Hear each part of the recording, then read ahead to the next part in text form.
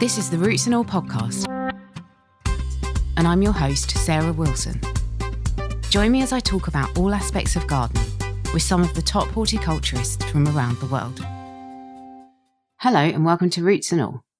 This week my guest is renowned horticulturist Andrew Bunting. Andrew is the Vice President of Horticulture at the Pennsylvania Horticultural Society, where he leads the utilization of planting and design to promote environmentally sound gardening practices across the organisation. Andrew's extensive experience informs the work of PHS's Public Gardens and Landscapes team, which maintains a network of public gardens and landscapes across the Pennsylvania region, contributing to vital green space, and encourages all to see the impact of horticulture in their own lives, and I must say it sounds a really wonderful organisation.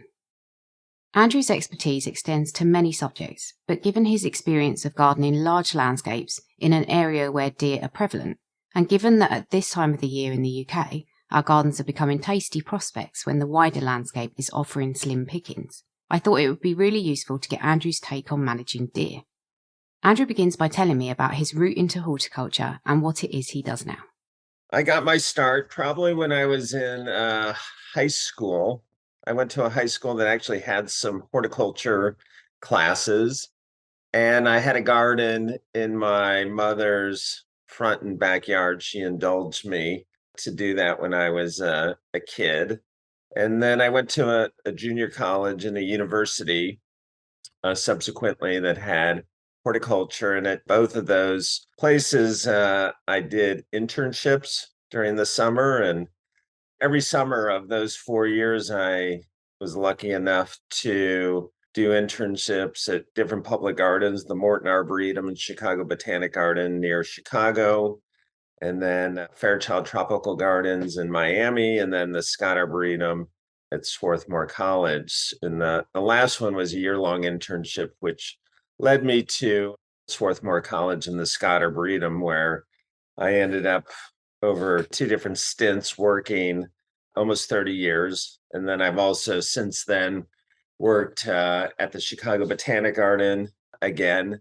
And now I'm at the Pennsylvania Horticultural Society, which is based in Philadelphia. We're a nonprofit that's almost 200 years old. I'm the Vice President of Horticulture, and the Pennsylvania Horticultural Society's mission is to advance the health and well-being in the Philadelphia region through horticulture. We base our work on 4 impact priorities, which include creating healthy living environments, increasing access to fresh food, expanding economic opportunity, and building meaningful social connections. And we do this work through kind of 3 major bodies. One is our Public Gardens and Landscapes, which are 80 acres of publicly accessible gardens and landscapes representing 20 different spaces. And then we also have a street tree program, a community garden program, a vacant lot program, as well as kind of a workforce development program. Fantastic. That sounds like a brilliant society. I will need to delve more into this, I think. It sounds like a format that we could replicate over here as well. For sure. Yeah. We're here to talk about deer and the problems that they can cause you in your garden, and specifically the plants that you can use if you have them. So I thought before we delve into that, have you previously worked on projects where deer are a problem? Yes, I would say almost everywhere I've worked. And for most of the time I worked at the Scott Arboretum, I also owned a landscaping company. And deer were always, I would say most always, an issue. So when we designed gardens and installed them, we were very mindful about the impacts of deer. The only places that were not impacted by deer were those that had a deer fence or some sort of fence that would keep the deer out. But that was, probably 1% of the properties we worked on. And what species of deer are you dealing with in the US? We're dealing with it at least in a good portion of the eastern part of the United States. They're all white-tailed deer, which is a native species, but due to development, ongoing building, their habitat has shrunk. So with the reduction in their habitat, the deer population has exploded. And then there's also no real, in most of these areas, natural predators anymore. Maybe on occasion in this area, a coyote might kill a young deer, but in maybe very rural areas, maybe mountain lions, but those animals mostly don't exist in residential areas. And most of the east coast of the United States, more or less is built up in fairly residential kind of city suburb type situations. Obviously, you mentioned deer fencing. I'm assuming then that it is possible to exclude them completely from your garden. Is that the case? It is. Like my property, I live in Swarthmore, Pennsylvania, which is south, a little bit south of Philadelphia. I have a fairly small property, 75 feet by 150 feet deep. The whole front yard, which is not that big, it gets, a lot of deer pressure. In the back, I have a variety of fences, deer fence, a wooden fence, a building on one side. And so the backyard is, for all intents and purposes, fenced. And so I can grow everything without concern for the deer. If you don't have a deer fence, there are other ways to kind of mitigate the deer. And, there's a spray that I use called liquid fence, which has, it has a real fetid smell, and that helps deter the deer. There's also a powder, kind of a granular / powder I put down called deer scram, and that tends to help. And there's other sprays that help, but the problem is you have to apply them somewhat regularly, every say 4 to 6 weeks. So if you have a big property, that could be a fair amount of spraying. So what I do in my front yard, as an example, is I just plant plants that are deer resistant. And when I say deer resistant, that the books and literature, what they call deer resistant are, I would say, some are truly resistant, like they will not get browsed by deer. But I think a lot of plants I see listed in nursery catalogs and other references are maybe more tolerant than other plants, but not truly deer resistant. So I think it's important to know there's a distinction, and the list of plants that are truly deer resistant is relatively small. Just going back to the fencing, is there a minimum height that you need to have for deer fencing? It depends. So, I mean, a deer could jump as high as, say, 10 to 12 feet if it gets a running start. But the thing with the deer is for them to jump over a fence, they need kind of a clear area on the side they're jumping from and a relatively clear area to the other side. So if you have a lot of growth and brush and so forth, then the height of the fence can be considerably less. So my deer fence is only, I think, 6 or 7 feet tall, but there's a lot of growth on both sides of the fence. So I think they may walk up to the fence, but they can't get a running jump. So it'll vary on where you have the fence. But I would say generally the deer fence I see mostly is kind of a black plastic mesh. And it's, I would say, anywhere between 6 and 8 feet tall. And I think, in most situations, that's enough of a deterrent. Not to say they can't get in, and the other thing to be mindful with fencing is if there's a gap at the bottom, say over a little creek or a little channel or something, that they can actually get on their belly and kind of almost crawl under openings. So, just make sure it's well fortified from the base to the top. That's really good information, actually. And I noticed, obviously, you use the proprietary sprays to deter the deer. There's lots of old wives' tales out there about various things like human hair. And Eh, if you want to pee round your boundaries, you might keep the deer out. I noticed you didn't mention any of those. Have you had any no, success? I know people also we have a soap, maybe you have it in the UK as well, called Irish Spring. And it's a real like pungent hand soap. And people will take that and drill a hole in it, put like a string or wire around it and hang that around the edge of the property. But I think it probably deters the deer in that immediate area, but I'm not sure it has kind of an overarching impact on controlling deer. And the other thing to mention with fencing is that young trees and large shrubs in particular are very susceptible to deer that are rub them with their emerging antlers.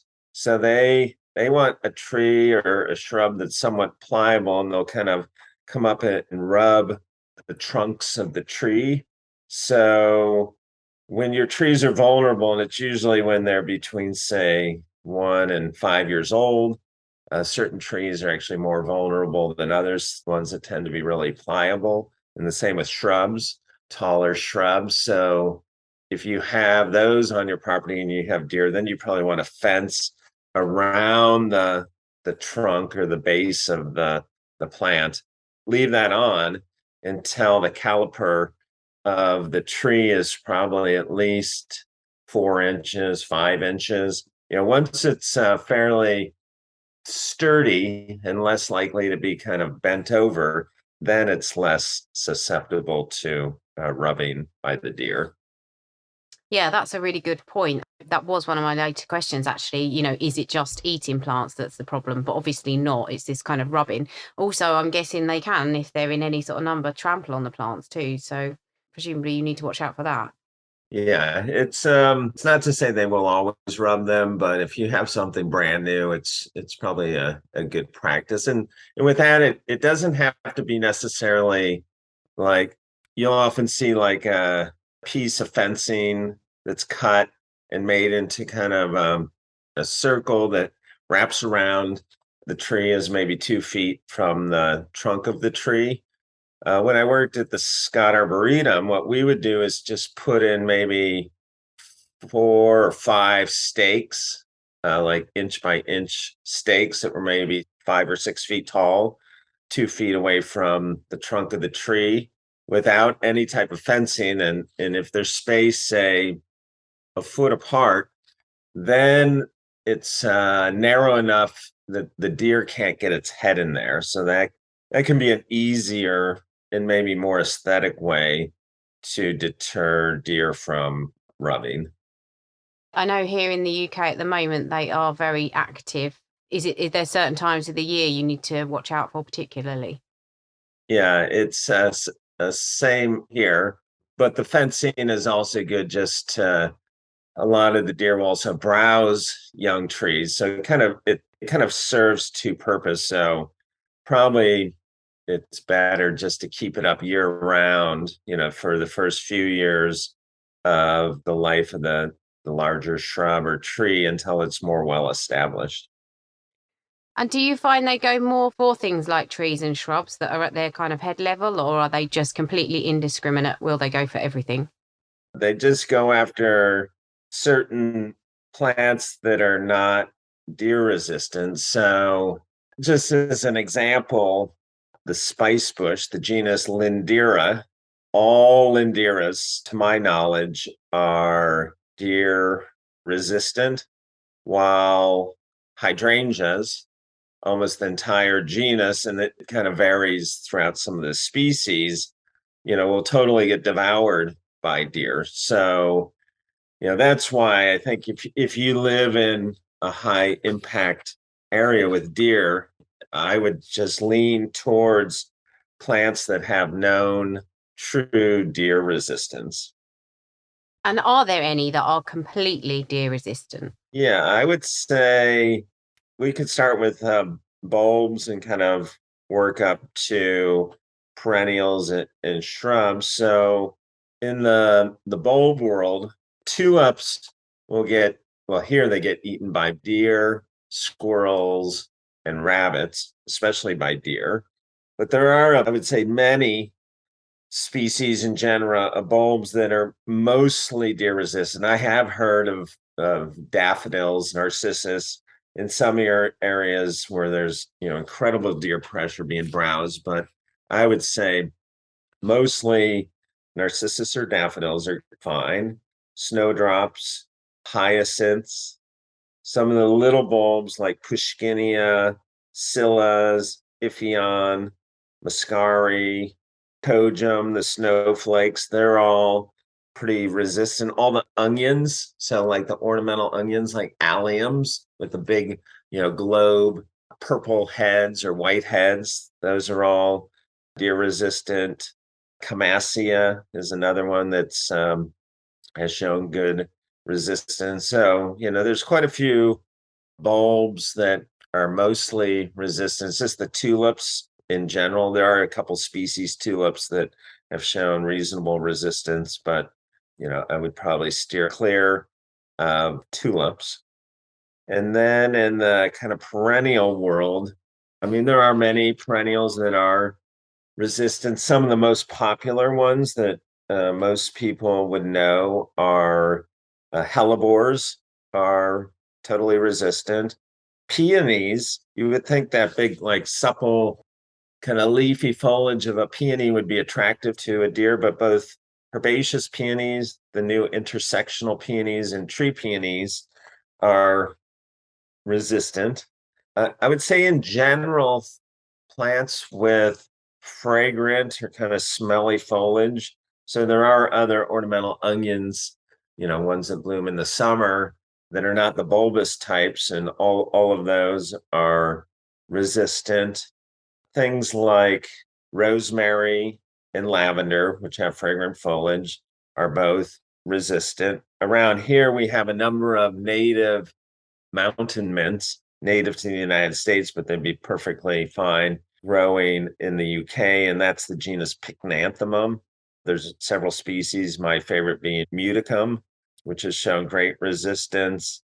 Calamintha, that's another fragrant foliage. That the cat mints, Nepeta, deer don't eat. And then in general, and I'm not sure why, but almost all ornamental grasses and all ferns tend to be deer resistant, which is, again, you would think, especially with some of the ferns, that they would be attractive to deer, but I'm not sure why they stay away from. And then every grass I've grown has shown deer resistance from big grasses. Like out front, I have Millennia, Sky Racer, but things like Panicum, the switchgrasses, we kind of de-emphasize miscanthus in most parts of the United States because of invasiveness. But I know in the UK it's grown, and that would be perfectly deer resistant. And even shady grasses like Cecilaria and Haconocloa, sedges also, which are not a true grass but a grass-like plant, tend to show resistance. And then the whole gamut of ferns, Dryopteris, Polisticum, Ethereum, Denistadia, and so forth. Those are all resistant. And, in the US, there's quite a few native ferns and grasses. So if you're looking for native plus deer resistant, there's some good choices as well. And then just to finish with a few shrubs. So I mentioned earlier the spice bushes. So here we have a native spice bush, Lindera benzoin, but I also grow out front an incredible Asian spice bush called Lindera glauca variety salicifolia, which gets great pumpkin orange fall color. The Florida anise, Elysium, that's kind of interesting. There's quite a few Asian species of Elysium, but we found that the only one that's truly resistant around here is the one that's native to Florida, Elysium floridanum. The bayberries, Myrica, which now has a new genus, Morella, sweet box, all the Sarcocoa tend to be resistant. Boxwood, so a staple plant here, and I know in the UK as well, is Buxus, the boxwood. And actually everything in that family, which includes Pachysandra, is resistant, as Sarcocoas in that same family. Yuccas are all resistant. There's a buckeye, a shrubby buckeye, the bottlebrush buckeye, Aesculus parviflora. Witch hazels are they won't eat the foliage because there's a fragrance in witch hazel foliage and stems, but you have to be mindful of deer rubbing the plant, so you may need to cage it. It's infancy. Any of the sumacs. So we grow a lot of the fragrant sumac, Rhus aromatica, but even staghorn sumac, Rhus typhina. And then a plant that does really well in kind of the hotter parts of the United States is the chase tree, Vitex. And that has very pungent foliage and stems. So they tend to steer clear of that. And then, once you start looking at all the other plants, it can be either plants that they really like or plants that they'll only eat if they seem to be really hungry. So out front, I grow different iron weeds, the Vernonias. And so I have Vernonia lettermanii, iron butterfly, which generally they stay clear of, but on occasion they will eat it. Same with like Salvia caradonna, which is a great perennial. Sometimes they leave it alone, sometimes they eat it. And then I mentioned hydrangeas earlier. There's kind of a range of hydrangeas that they like. So they like hydrangea macrophyllum serrata, the ones with the flat tops or the dome shaped or the ball shaped flowers the most. And then they probably like some of the fuzzy leafed ones the least, like hydrangea villosa, hydrangea sargentiana, even hydrangea paniculata, which is popular kind of globally. They'll eat it, but they'll eat other hydrangeas before they'll munch on that. Brilliant. So there is loads of options. There are. I think you just need to do kind of thorough research. We have a program at the Pennsylvania Horticultural Society called the Gold Medal Program. It's kind of like AGM with the RHS, where we select plants that are exceptional and we put them together in a database. So if you go to our website, which is phsonline.org, and there's a tab for gardeners and then a link to the gold medal plant selections. And we've been making these selections not as long as the RHS, but for about 40 years. And it's a searchable database, and you can click on deer resistant and get a complete list of deer resistant plants, or you can click on deer, sun, shrub, and that makes even a more condensed search. Brilliant. That's a fantastic resource. Thank you for sharing that. I know obviously it would probably depend on the size of your garden, but to turn it on its head a little bit, if you were thinking about deer welfare, you mentioned that a lot of the wilder habitats have been brought into use for human use. So I'm guessing there are occasions when the deer just are hungry and they might need eat, and sometimes they eat things that they wouldn't normally eat if they're particularly hungry. I know it's not all about kind of human pressure on the landscape, but it could be exacerbated by that. Sometimes it's just a bad year, the weather's bad. Is there the possibility that you might grow some sacrificial plants or do something else to kind of help the deer but also discourage them from your own plants? It'd be great if you could plant something that was specific for them if they only ate that. But the problem is they come in and they'll eat. I think because of the pressures on their natural areas, they probably kind of devoured whatever might be, like we have wooded areas around here, but there's nothing left in those areas for them to eat because the forests are so small around here. I was just out at Penn State University, which is kind of in the middle of Pennsylvania, and it's a very rural area with extensive wooded areas. And they have a huge arboretum right in the center of campus that really gets essentially no deer damage. And the reason is because there's enough wooded areas around the campus that there's no pressure for the deer to come into these residential areas. So I think the key is to get the population to where it's sustainable, and then to make sure that there are wooded areas, or they will eat like If you could create like a buffer of like, even in the lawns, they'll eat like clover and broadleaf lawn weeds. If you could somehow create a buffer of like a bush clover or something like that. It's not to say they wouldn't come into your garden, but if you could do something that was really leafy like that, like any of a number of the different legumes, something like that could, in theory, give them a food source so that they might not necessarily come into the garden. So, I know, especially in the UK, most of the UK is rural and you have lots of fields around your little towns and hamlets and so forth.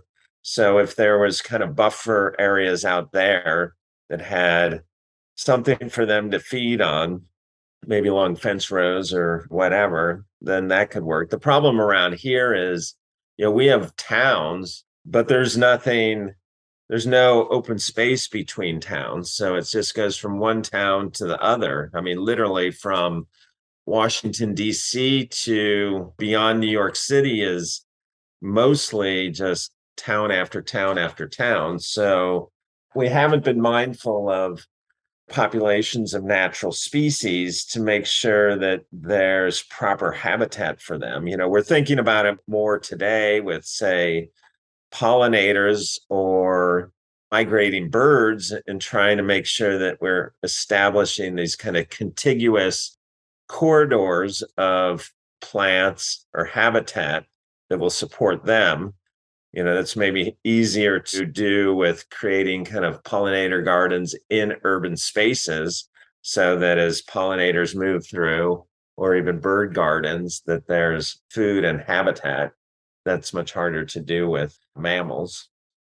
Well, Andrew, I've reached the end of my questions and that was amazing. Thank you so much. Is there anything else you'd like to add, or would you like to direct people anywhere?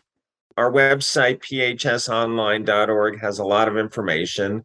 I mentioned the gold medal program, but there's other information. And if, people are interested in getting involved in the Pennsylvania Horticultural Society, we would welcome that as well. We are an institution that's very much about changing the lives of people and the well-being of people through horticulture. We really feel that it is a tool to do significant social change in so many different ways. So we do encourage people to get involved. A really big thank you to Andrew for sharing his vast knowledge, and thank you to you too for listening. And as if deer weren't enough to deal with, here's Dr. Ian Bedford talking about another garden marauder. Chemical-free gardens that contain as many plants, shrubs and trees as feasibly possible won't just provide safe habitats for their resident wildlife, but they'll be great places for migrant wildlife to rest and feed within too. And the more gardens that provide these safe havens, the better things will be for Britain's nature recovery plan. But for this to work within a home garden environment, it will depend on us tolerating many of the creatures that historically we branded as deplorable plant pests, because we now understand their important role within a healthy, natural, balanced ecosystem. And a good example will be the common garden snail, Cornu aspersum, a nocturnal feeder of soft-leafed vegetation that can cause significant damage to certain plants such as hostas, brassicas, lupins and marigolds. But they're also an important food source for other wildlife that we need to protect, such as the predatory ground beetles and centipedes, hedgehogs, song thrushes, frogs and toads, and even some of the small mammals that owls depend on. So rather than killing and eradicating garden snails, it's far better for the environment if we use non-toxic barriers to deter them, or, knowing that they hide up in dark places during daytime, harmlessly trapping them where they're causing a problem. And terracotta flower pots containing crocks or empty egg trays placed amongst the plants are perfect for attracting snails after their nightly feed, from where they can be collected during the day and safely relocated elsewhere. But whilst keeping snails away from tender plants, you might also find that they're actually quite interesting creatures to watch when they're active.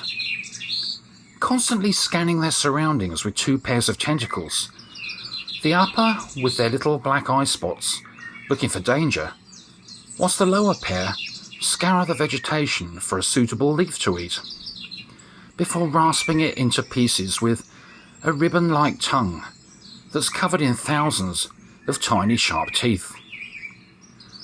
Although snails are hermaphrodites that have both male and female reproductive organs, they still need to mate. But this involves a rather strange procedure, where the snails anchor together by pushing a sharp calciferous spike, known as a love dart, deep into each other's body, whilst they fertilise each other's eggs. Spherical white eggs that are then laid into the ground, which, after a few weeks, hatch into perfectly formed miniature snails, that if they don't become the food of others over the next 2 years, will become fully grown and lay eggs of their own. You can download or listen to the podcast direct from the website rootsandall.co.uk. Please also check out my Patreon, where you can make a one-off donation or take out a monthly subscription to help support the podcast.